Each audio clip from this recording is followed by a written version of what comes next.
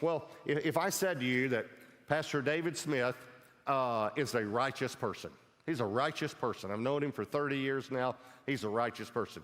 What would you think? I mean, just in the natural, what would you think? You would think then that he lives righteously.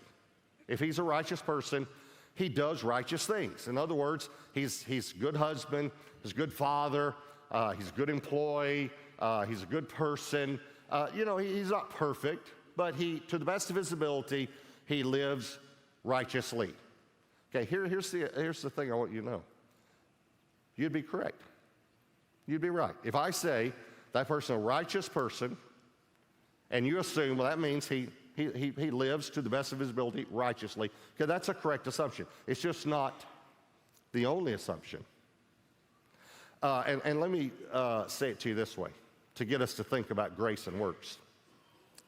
Is he righteous because he does righteous things, or does he do righteous things because he's righteous? That's the whole difference between grace and works right there. See, is he righteous in God's sight because he does righteous things? And let me help us with the word righteous. The root word is right. Do the right thing. So is he right with God because he does right things? Or does he do right things because God by grace made him right with God? You see what I'm saying? That's the difference. And grace and works, I promise you, the way your understanding of grace changes everything about life.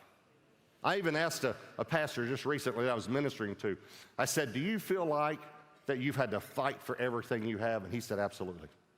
Just like he said, yes. And he's a good man. And I said to him, you see, that's the difference. Because I feel like I've been given everything I have. It's by grace that I have what I have. The way you understand grace will affect the way you see God and relate to God. It affects the way you see others and the way you relate to others.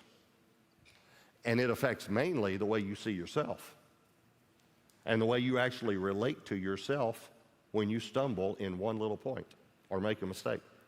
So